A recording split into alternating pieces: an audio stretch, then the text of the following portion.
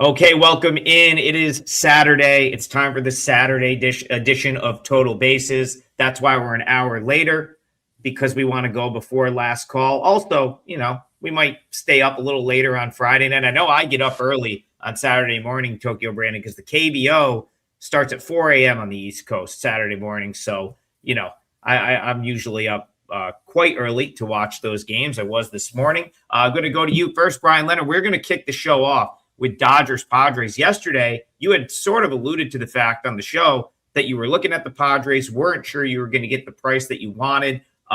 They looked really good last night, 7-1 win. So talk to me about Dodgers Padres, but also how was your Friday? Yeah, it was one of those days that just about everything that I was looking at worked out well. We went against Milwaukee in the first 5, and a lot of people hated it, which means I thought I had a pretty good bet. And I didn't even need the +1.5 as they led it after 5 innings, 1-0. And then Milwaukee, as the game went on, they had the better pitching staff at that point, and it worked out, and they got the victory. But hey, we got that for the parlay yesterday. And we also had a 5% that was winning by 7 runs, and they had to go to overtime, extra innings to get that victory. And that was the Twins. The bullpen completely fell apart, but we still won the game, but it was a lot of sweat that we didn't need to have, if you ask me. But still, a perfect game for us and our clients. So let's continue on today. Yeah, I did like the Padres yesterday. Never got there. It's frustrating when there's teams that you like and you just don't get there and they win. But, there's just as many times as they don't come through. So Yamamoto against Vasquez. Yamamoto's about a 190, 195 favorite here with a total of 8. Like the Padres yesterday a little bit, and I kind of like the Dodgers today, but I don't want to lay that number. Yamamoto's been great on the season. He's the number 10 ranked starting pitcher in baseball, according to Fangraphs, and he's been a pretty good run, 51 the last couple of weeks. The bullpen, Tanner Scott, who I know TB's had some problems with him in the past, but he's turning into having a really good year. He's a 7th ranked reliever in baseball, 3rd the last 2 weeks. He's starting to bring it on, and Vesia and Kyle Hurd have also had the last couple of days off, and Will Klein hasn't pitched in 4 days. So the bullpen works out really well for the Dodgers here, and they've got their ace on the mound. And from a hitting standpoint, there's really nobody other than Kyle Tucker right now and Dalton Rushing that are really struggling. The rest of the guys are hitting pretty well. Nobody's knocking the cover off the ball. Mookie Betts and Freddie Freeman are playing well offensively. So I kind of like the Dodgers here. From a San Diego standpoint, they've got Randy Vasquez on the mound, and he's been the weak link lately for this Padres starting rotation. The last 2 weeks, he's rated 159 on the season, 107. JP Sears came out and pitched a pretty good game the other day, and Walker Buehler, who I continue to say, why bet against Walker Buehler? He's not showing anything that should show you that you should bet against him. He's up to 81 on the season, 24 in the last 2 weeks, but he's not going today. And the problem with the Padres is, other than Mason Miller, who hasn't pitched in 3 days, they had Morajan, Adam, and Masui all pitch yesterday, Peralta also. So they hadn't played on Thursday, and they pitched yesterday. So it's not as bad as what you would normally get, but still, the Dodgers bullpen should be as equal or better than what the Padres have today. And I do like obviously Yamamoto better. So I'm leaning with the Dodgers here, but need to find a different way because I don't want to lay the 195 out there right now. So we'll see. That's one of the things. It's a night game, so we got plenty of time to look for a way to either play the Padres under team total or something to that effect. Tokyo Brandon, you survived the earthquake that happened during the show yesterday, so we're happy. We're happy about that. Aside from the earthquake, how did your Friday go? And talk to me about Dodgers Padres. Yeah, MLB was nice. I think I was 3-1 in MLB, but then KBO, I had Hama just like you, won that one, but I put a little on NC, and they just looked horrible. So I went 1-2 in the KBO. So overall, okay day. Yeah, the earthquake was crazy. I'm good now. 2 announcements. You can get a double play. 2 of us, 3 guys for the next 3 days. Huge discount. And if you like Sunday action, I'm going to do a Sunday show on my own. So if you want to tune into that, enjoy. It's on my YouTube channel. Dodgers Padres. Yeah, yesterday Dodgers looked bad. Bryan, you were right about Walker Buehler. I just don't like him. I don't know why, but he's really pitching well, and he pitched well yesterday too. I don't know why I don't like him. I don't know. Anyways, on to today. I have the Dodgers ranked better than the Padres at batting just by a couple points. And watching yesterday's game, they said a very interesting statistic that I didn't know of, but Manny Machado has the lowest batting average of any hitter in MLB with a certain amount of at-bats. I didn't know that, and I looked it up. He's hitting like 170. It's like crazy because he's a much better batter than that. But anyways, I digress. Bullpen also, I have the Padres a little bit better than the Dodgers, but it's comparable. But starting pitcher, there's no doubt that Yamamoto is much better than Vasquez. And Vasquez had a really good start to the season, but he is tapering off. He's turning into last year Andy Vasquez kind of quickly.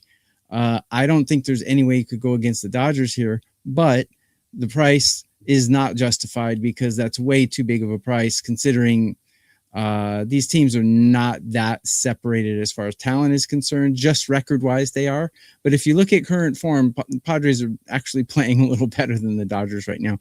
I wouldn't lay the price, but there are a couple of ways you can attack this. You could take Yamamoto to get the win because three things have to happen. They have to be winning after the fifth inning, and the bullpen has to hold on to it. And Yamamoto has to go 5 innings. So if you complete those three things, you can get the win. So you'll probably get decent odds. Another way you could approach it is a team total. Maybe take a Padres team total under. After exploding yesterday, I think they'll probably be a little dormant today. So those are two ways you could probably approach it, in my opinion. Yeah. Just to real quick, I do have a 5% play tonight. So Tokyo Brandon talked about the double play package. If you use it on me and one of the other two guys on the screen, I've got one tonight that I like quite a bit. Good night. Yeah, I guess good night for me last night. I hit with the Mets, got it +1.5 to all the +1.5 haters out there. It came into play last night, needed that run as they lost 2-1 and one in the KBO this morning. So feel like we've got some momentum going into today. As far as this game is concerned, Tokyo Brandon last Sunday did a 90-minute show by himself. Absolutely should be tuning into TV show tomorrow if you're looking for Sunday info. Did 90 minutes on his own. You guys say Adam likes talking. I like talking. That must be 90 minutes is tough to fill by yourself. It's like great. It's like Grateful Dead level. And it's tough. Yeah, I'm like Michael Jackson. Yeah, just a whole. That's an impressive solo set right there. Yeah, I actually kind of take after his wardrobe a little bit. Elvis and Michael Jackson mixed together with a little Al Capone, I guess, and Ted Nugent. Living people you take after? Sorry, no. Ted Nugent. Sorry, Adam. I always say it's all good. I think you pull off like the Stevie Ray Vaughan look a little bit. Like that was like whenever which I mean, one of the best guitar players to ever live. If you're not familiar with that, don't get on another dead person though. Another dead person, but that's okay. I love Cold Shot by Stevie Ray Vaughan, one of my favorite songs. Cold Shot's a great song. Terrific. Sorry, guys. Yeah, no, that's we'll get back to baseball here. I mean, listen, you're talking Padres who play in the Eddie Vedder rivalry invitational. You can talk a little music. That's of course when they play the made up rivalry that they have with the Mariners. This is actually what we've all three of us said has become almost like more of a rivalry in recent years than maybe Dodgers Giants. It just seems like every time the Dodgers and the Padres play, these games just mean something. Like every time they play feels like a meaningful sort of big type game. Both of you kind of made the point yesterday that the Padres maybe get up for the Dodgers a little more than the other way around, where it's like the Dodgers, I think I would say the Dodgers still kind of look at the Giants as their rival because it's historic, and it kind of gets hyped up to that. But like every other team in this division, for the most part, sees the Dodgers as their rival. There's no question that the Padres want to be that other sort of big team out west, and they've this group of guys has been close. They haven't quite got over the hump, and that's kind of what I was talking about yesterday when I'm looking at this Padres lineup. Tokyo Brandon, you said you look at Machado's numbers and you're shocked, and it's like it's not just him, right? Like that's shocking to see Manny Machado with a 655 OPS and a batting average of under 200.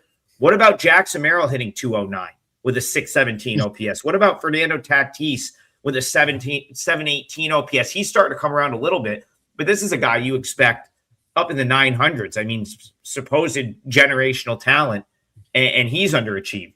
Go down the list. Xander Bogaerts, 227 with a 653 OPS.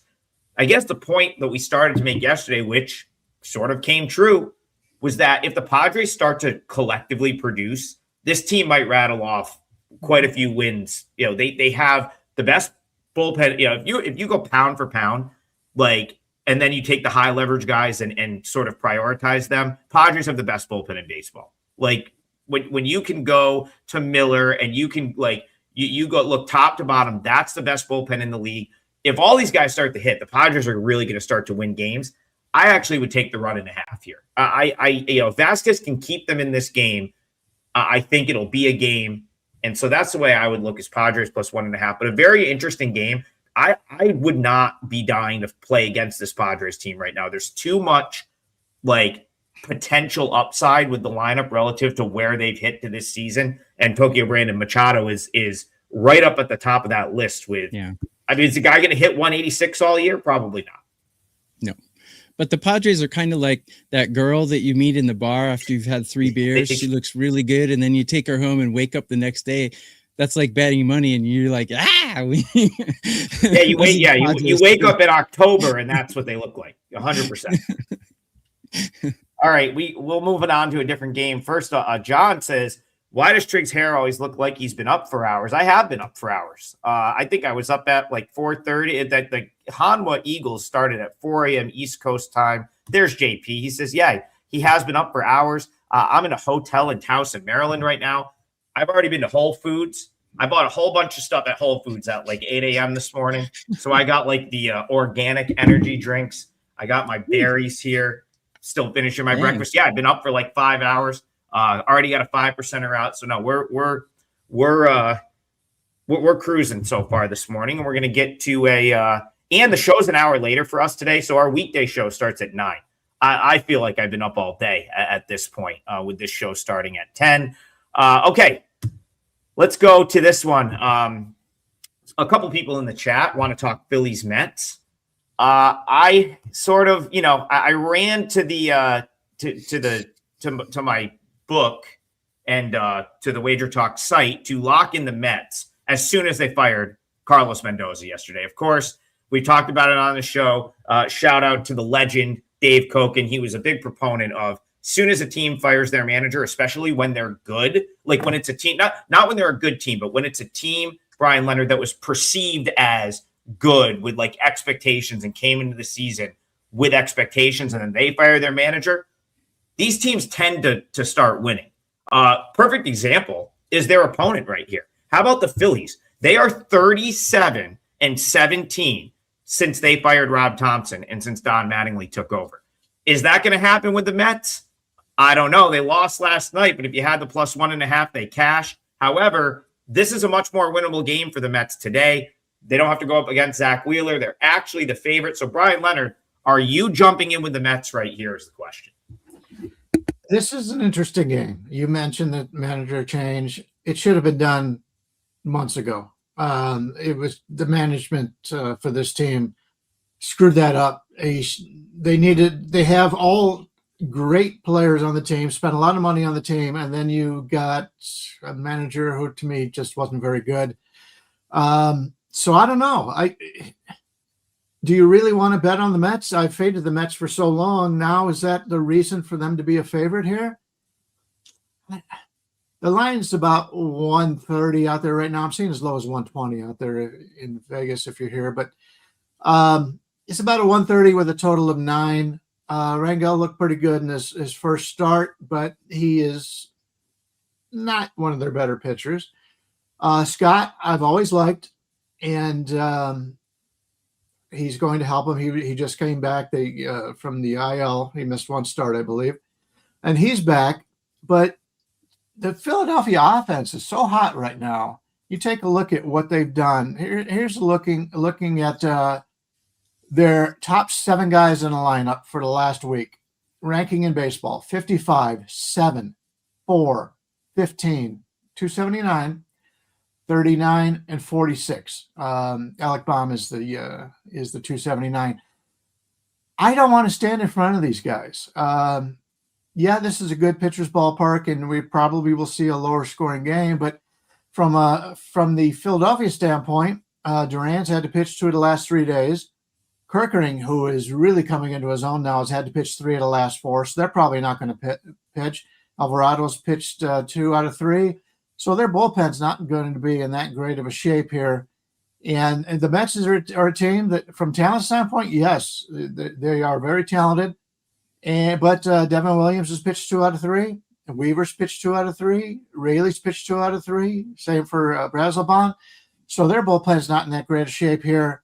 And I'm a little bit concerned there. Yeah, they're hitting a little bit better. They've got 4 guys right now in the top 100 the last week, so the hitting's looking pretty good.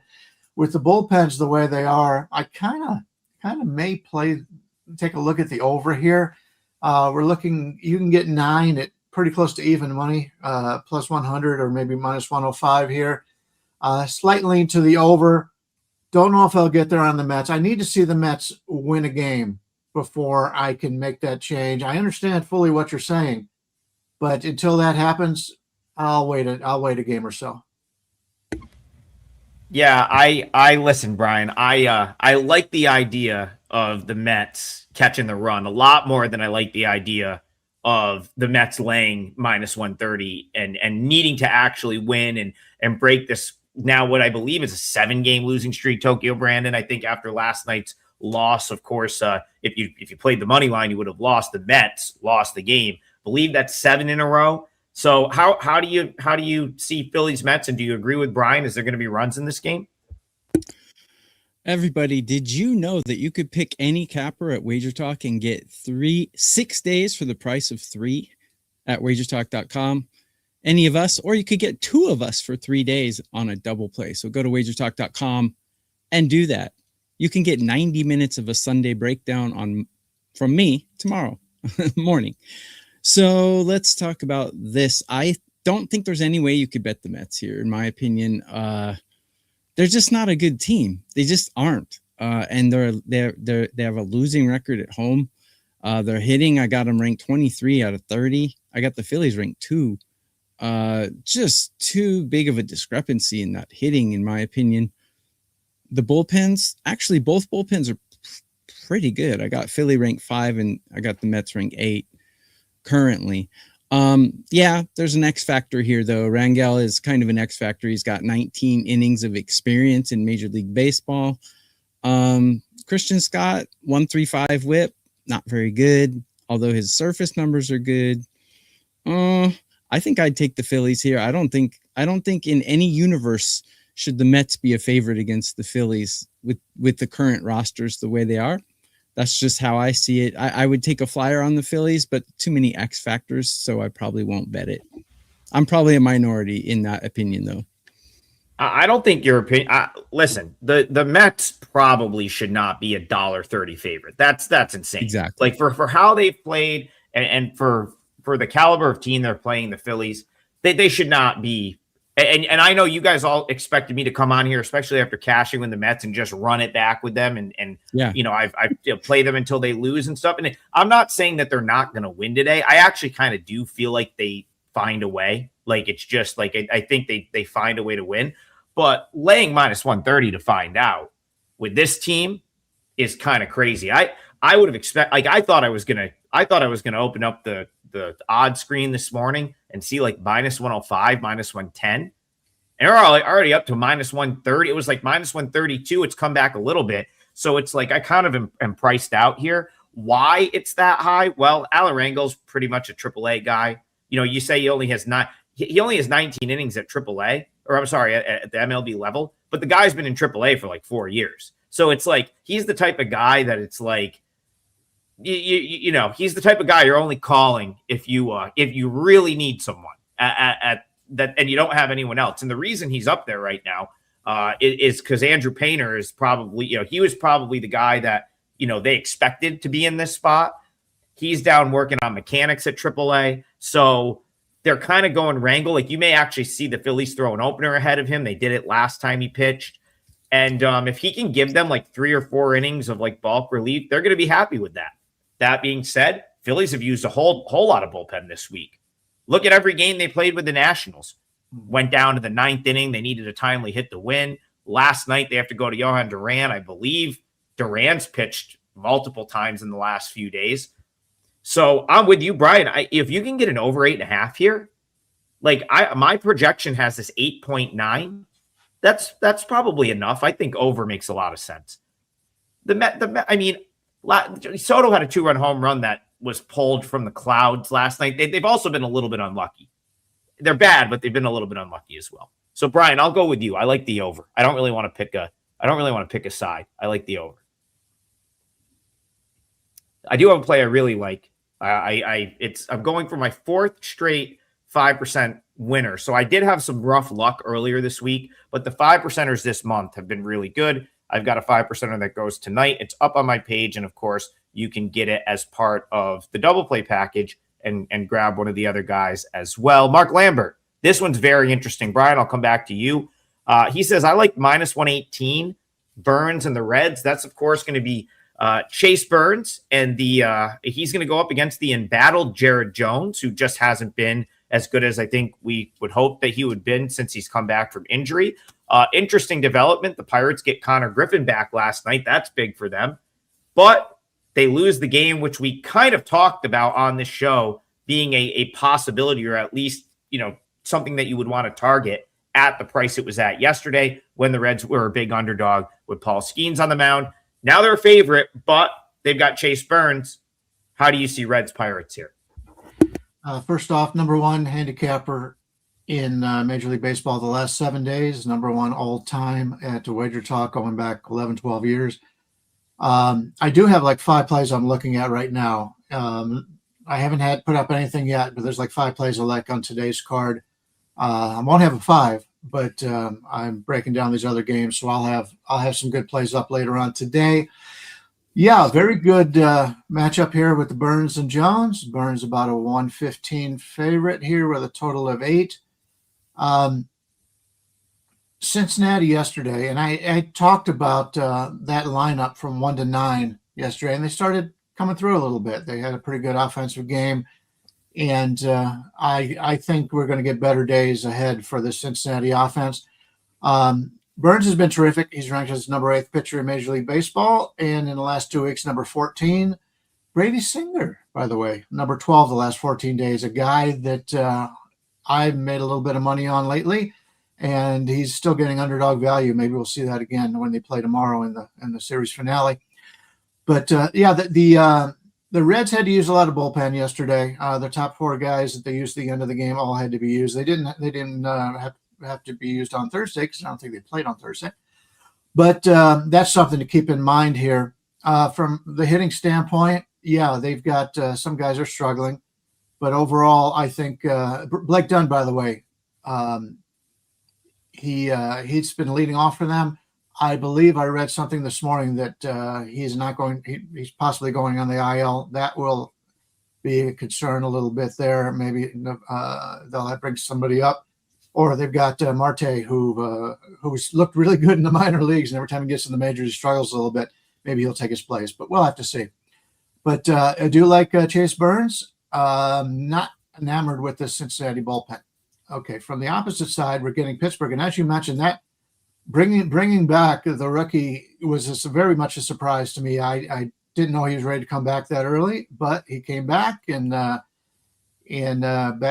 leadoff yesterday against the lefties, so that'll help them out there.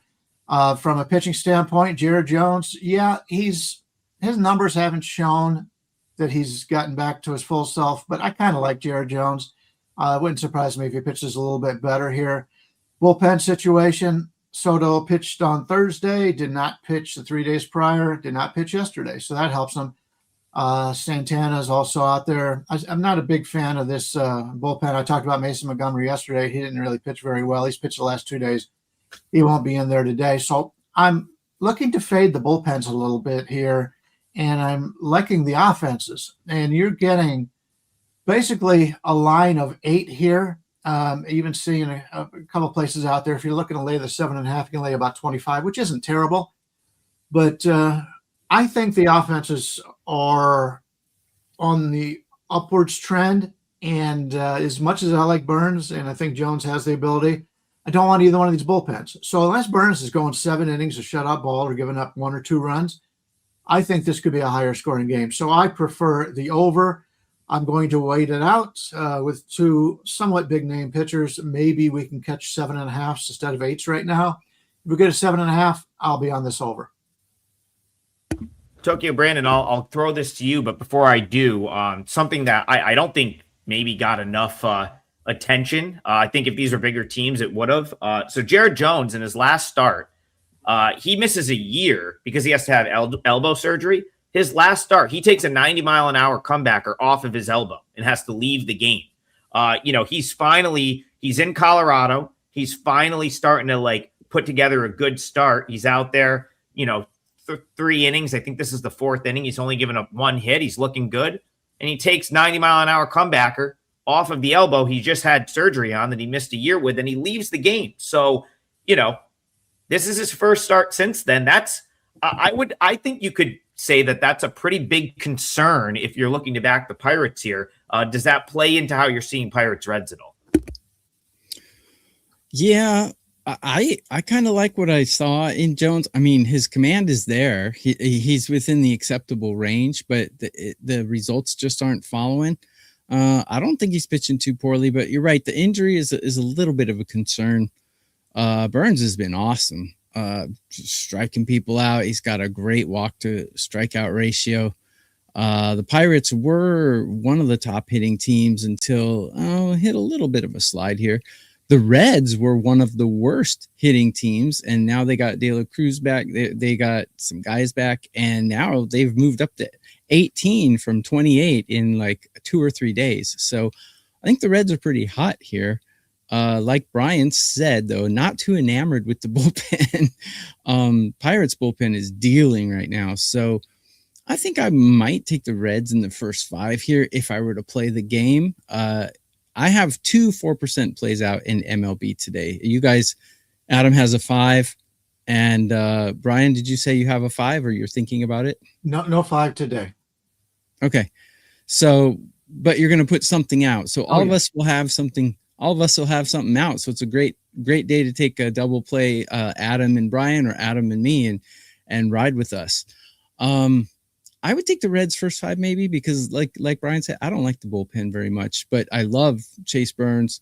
I actually like Jones better than most people probably. I think he's pitching pretty well, but like you said, the elbow, a little bit of a concern. TB, I think that's what makes this so tricky because you're right. I like Jones too. He comes out after a long rehab. The guy's throwing 99. His stuff looks good. If you've watched him pitch and I caught some of his rehab starts. I mean, the fastball velocity is up. It looks like he should be unhittable.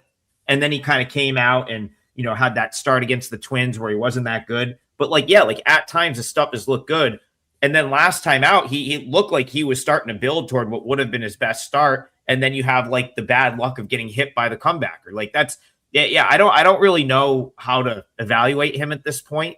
So it's very tricky. I will say I agree with you guys. Pirates bullpen's clearly the better unit at the later portion of this game.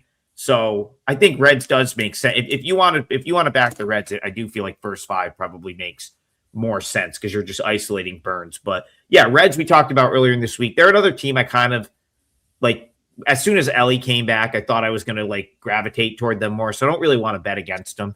But it is an interesting game. All right, this is also interesting. We should talk about this one. Alex Ran, we'll go to you. First of all, thank you for the donation. Much appreciated. We donate all of the money donated on the show goes to charity. I think we've worked with a couple different ones in the past. Someone's like, where do you donate it to? I think one was Opportunity Village we've donated to before, and there's a whole bunch of different ones that the home office picks. So we very much appreciate that. We will get to your game. I agree with you here, Alex. White Sox, I would say going crazy is maybe a little bit of an understatement. That was, they scored touchdowns yesterday. I think 22 when it was all said and done. I lost track, Brian. All I know is they were scoring and scoring. Once they hit 20, I stopped checking the score. They got a 2-point conversion. They got a 2-point conversion. Yeah, they just went for 2. It was just out of hand. I'm with you, Alex, though. Even with that crazy score, the matchup, I still gravitate toward the White Sox. But, Brian, it is tough to back a team after they drop 22 on someone. So how do you see White Sox Royals? Is there a way in for you here? The Royals gave up 22 runs, and yet they had to use their best 3 guys in the bullpen. How is that possible? I don't understand it. Lang came in. He's been their closer lately. He had to throw 26 pitches. Urseg came in and threw 15. That's 2 out of 3 days for him. Lynch just pitched 2 out of the last 3 days, and Schreiber pitched 26 pitches yesterday. The only reason Strom didn't pitch is because he pitched the day before. They screwed this up big time, and this goes back to what we talked about. Was it last week or the week before about playing series?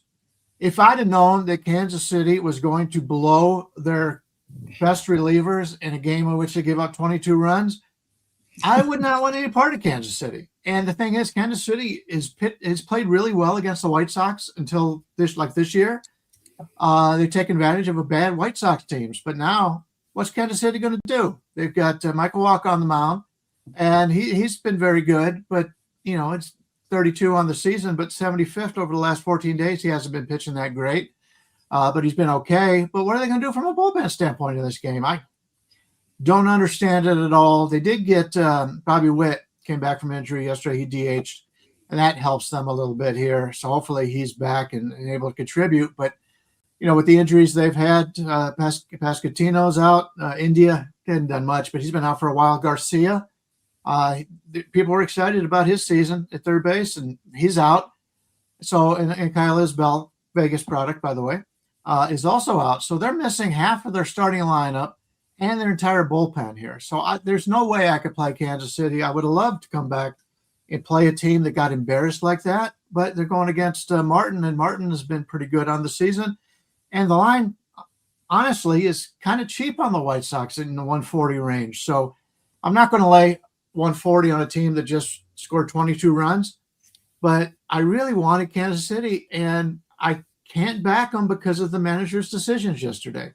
It's frustrating when you're not even going to come back and win that game. Why even bother putting these guys in? You should have been putting bench baseball players in, bring a guy in the 7th, 8th inning that always wanted to pitch in the majors, never got a chance. When you're backup catcher or something. That's what they should have done. It wouldn't have made a difference. They still scored all those runs against the bullpen anyway. Tokyo Brandon, you were talking about Davis Martin a couple months ago. Kind of ahead of the curve on him. He is very much panned out to I would say be better than I ever thought he could be. I never saw Davis Martin at this point in the year 9-3. I know wins and losses don't really matter, but still 9-3. A 3.18 whip, 1.20 whip, an ERA in the low 3s. He's got 87 strikeouts. Davis Martin has looked the part to this point. I know you had liked him all along the way. So are you back on Davis Martin here, or are you going to go a different way with this one? So there's a thing about baseball that are ebbs and flows that I've talked about in previous shows, and it just usually nothing is for sure. Nothing is certain. I've said before, predicting the future is kind of like releasing a pigeon into the sky and hoping it flies left when you predict it's going to fly left. You have no control after you let go of the pigeon, but there are things that are established patterns. that happen more likely than not. And one of those things is when a team scores 14 or more runs or 13 or more runs, generally the day after that, they settle down a little bit. This is something that I've experienced my 30, 40 years of betting and watching baseball. So I don't think the White Sox are going to score very much at least in the first 5 innings. Waka has great stats against them in his career, 48 at bats against with a 146 average and a 434 OPS. So I definitely would like to take a White Sox team total first 5 under, and that's going to be my parlay piece. Unfortunately, I didn't look that number up before the show. Sorry about that. I do like Davis Martin. He's had a couple of blow-ups in his last 4 starts. He gave up a 9-burger and a 6-burger in his last 4 starts. I did have him as a top 5 MLB pitcher, but he's dropped out of the top 10 with those 2 blow-ups. But he's still a very good pitcher. He has really bad numbers against these Royals, and with Bobby Witt back, I don't know what to expect, to be honest. But I do expect the White Sox bats to be extremely quiet, at least in the first 5 innings. So that's going to be my parlay piece. Brian, Brian, back to you. Yeah, current line on that right now is about 2.5 under 155. Are you fine with that? Absolutely. Okay. Two So and a that's half White in the Sox. first 5. So White Sox team total. First 5 under 2.5. And you said that's what, minus 155? 155. Minus 150. Love it. Yeah, it's just an ebb and flow about baseball, you know. I mean, I do have the White Sox ranked higher than the Royals at almost everything: hitting, bullpen, starting pitcher. I got the White Sox ranked better than the Royals, but that is a huge red flag for me. The fact that they just blew up yesterday, and the Royals need to learn how to use their backup shortstop for batting practice when they're down by 20 or more in the 8th inning. All right, I'm going to go to Vinny G. So, Brian, we'll go to your parlay leg next. This is a game that's definitely on my radar. I don't know if this will be my leg. We may have already talked about my leg, but we'll talk about this one. So, first of all, Vinny, much appreciate the donation to the show. We will absolutely get to your game. He says D-backs today with a question mark. I don't mind it. Definitely did not agree with the Rays being priced where they are. This is one team, a couple of teams on the that I think are just getting priced kind of outrageous, and the Rays have been that team for a while now. I said it earlier this week. I couldn't believe how big of a favorite they were against the Royals that whole series. If the Royals are going to give up 20, I guess maybe that makes a little bit of sense. But again, the Rays here, once again, they come into this game, Brian. First thought before I even really unpack it, they're laying too much. So I start to gravitate toward D-backs. It's going to be D-backs or pass for me, no question. I'm curious to see how you see D-backs raise, and if you can talk me on or off the visitors here. No, I agree. I kind of like the D-backs here. You're looking at it from a pitching standpoint. They got Jose Cabrera on the mound. Last 14 days, he ranks 33rd overall in the season, 140. But the bullpen for Arizona is in really good shape. Nobody's pitched the last 2 days except for Juan Burgos, who pitched 20 pitches last night, brought him up from AAA. So, and you've got Sewald hasn't pitched in 3 days. Ginkel's been on a pretty good run for them. He hasn't pitched in 3 days. So they're set up from a bullpen standpoint very good, very well in this game. So I think they're going to have a really strong effort. From a hitting standpoint, the top of the order has been really good lately. The bottom of the order is struggling. They did get Max Kepler back. He was suspended. He played left field last game. Don't know what kind of Max Kepler fan I am, especially coming off of using illegal drugs or whatever. But they got Gurriel back the other day. Pavin Smith came back about a week earlier. So their lineup's getting a little bit stronger as we go. And you mentioned Tampa Bay. I do. I agree. This is going to be a bullpen game for them. They got Sulcer supposed to start. Cole Sulcer. He'll probably go 1 inning. But when you take a look at the bullpen for the Rays, the last 3 days they've had to use a lot of these bullpen arms. Brian Baker's been shut down. He's been one of the best closers in Major League Baseball. He hasn't pitched in the last 2 days, but Kelly's pitched 2 of the last 3. Clevenger's pitched 2 of the last 3. Had to use a couple other guys. So a bullpen advantage in this game is clearly Arizona, if you ask me. And we've got, a bullpen game for Tampa Bay. And when you have a bullpen game, as opposed to a starter, who if a starter's in the game and he's pitching well, he's going to continue to pitch well. In bullpen games, you can go in, you can strike out the side on 9 pitches. That doesn't mean you're going to pitch the next inning. So I'm not big on bullpen games, especially against a team that can hit. And we've already talked in the past, just a few days ago, we talked about how the National League's record against American League is. In all, there's 7 teams. This was a few days ago. 7 teams with a positive run differential in the National League. Only 3 in the American League. One of them being Tampa was only like +7. So I already know the National League's better than the American League. And you're catching a National League team here with a guy who's probably going to go 5 innings against a guy who's going to go 1 inning, and you're catching, 130 come back. I see a 135 out there at the Sportsbook Superbook here in Vegas. So, it's Arizona or nothing for me, and it will probably be one of my plays I give clients today. Yeah, Tokyo Brandon. I'll let you go first, and then like I said, I've kind of already revealed how I'm looking at this one, but Rays D-backs to you, side or total? How are you seeing this one?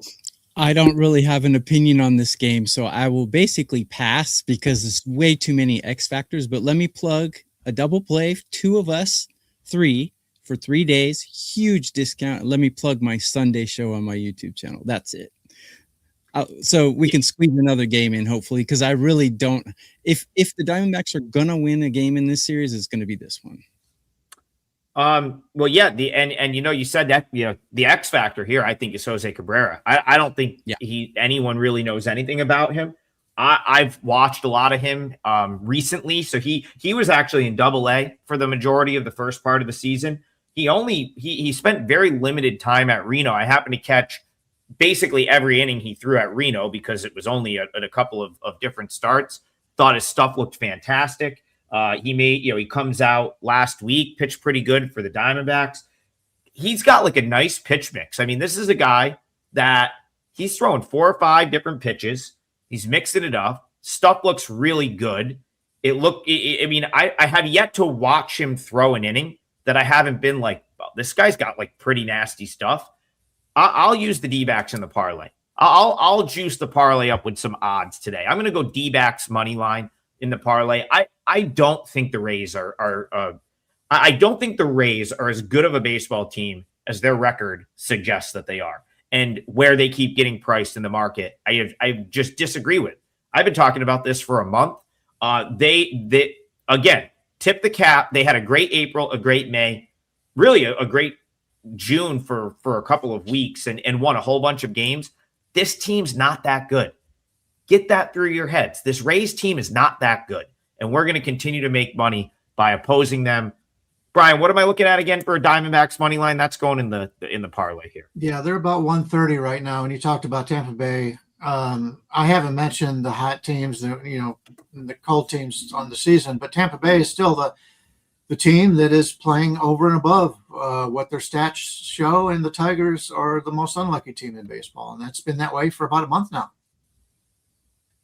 Yeah, and again, if you get a chance, like Jose Cabrera's got impressive stuff. He the majority of stuff he throws to is not just like his fastball is like the 4th or 5th pitch he'll go to. A lot of movement.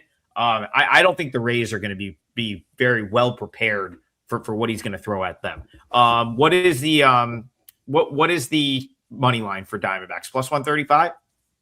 Plus it's anywhere from 130 to 135. I'd say 130 is more. There's a couple 135s out there. 132 is probably, I would say, somewhere in the middle. All right, I was going to say I'll go plus 130 for the parlay. Obviously, shop around if you can find better. That is to your benefit. So that's good because we got Tokyo Brandon's got that White Sox team total under. I'll offset it with a little, the juice there with a little plus 130 money line. Bryan, give us the third leg of the parlay. What are you looking at to close this thing out? Yeah, my handicap is very similar to the game we just talked about. Washington's at Baltimore. Foster Griffin, the lefty, going against Young, who's pitched very well for Baltimore. Once again, I didn't have much interest in this earlier because Griffin was about a 120 favorite. Now there's money's coming in on Baltimore here, and we can actually get Washington basically a pick 'em thing. I'm seeing as high as plus 106 out there now, but we'll go with plus 100 on Washington. Griffin is a lefty, as I mentioned, and Baltimore struggled against lefties this season. And we've got a team in the better league, which is the National League, going against the Baltimore team in the American League. And I know the division the Baltimore plays in is a stronger division, no doubt about it. But Washington's a team that continues to make us money all season long, and they've got their best pitcher on the mound, and you're getting them at plus 100. I'll take Washington here. With Griffin. Griffin's a guy who is stayed under the national radar because he plays for Washington, and they've got such a bad pitching staff, especially in the bullpen. But I think we'll get 6 good innings out of Griffin today, and the Baltimore bullpen isn't terrific. So, I'll take Washington here at plus 100 in a game. I think they should probably be about a 110, 115 favorite. So a little bit of juice there we're saving, and we'll take it. Tokyo Brandon, we've come on here and clowned the Nats bullpen at times, and rightfully so. I mean, that was just outrageous earlier this week to blow, I think, 3 different games against the Phillies where they had leads. The one nice thing, so I picked my spot correctly in that Nationals-Phillies series. I played the first game, and it was because of Foster Griffin. That's who I wanted to back on Monday. He was fantastic. And the reason I'm bringing that up here is because Foster Griffin's probably the one guy or the most likely guy in that rotation to keep the bullpen out of the mix. He's the one that's consistently going deepest into games. So I'm with Bryan. I lean Nationals. How are you seeing Nationals, Orioles, and anything on the total? Yeah, I got Foster Griffin ranked 6 points higher than Brandon Young. Young has good surface numbers, but his expected numbers not as good. I have him on a curve of 30 ranked 16, so a little bit under mediocre for Young. Both lineups, I've got them dead even at 13 out of 30 in current form, and Washington's bullpen is bad. Orioles bullpen playing pretty well, actually. Man, the A's bullpen looks horrible too. And you can expect when their starter comes out, you can expect 2 runs at least when their starter comes out. But anyways, I digress. I think that the Orioles' first 5 team total is 2.5. Look, Foster Griffin hasn't given up more than 1 earned run in his last 4 starts.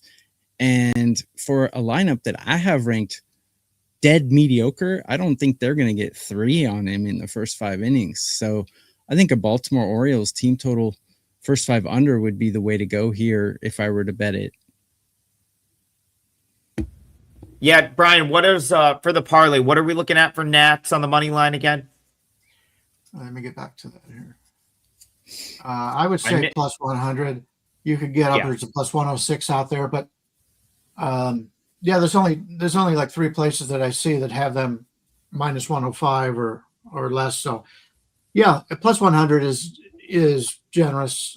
I think that's a nice bet. And as I said, you can get even better if you shop around. Yeah, Omni, I wouldn't put you off a Nats first 5, but here's the thing, I think you want this Nats line, even though you may have to endure some Nats bullpen.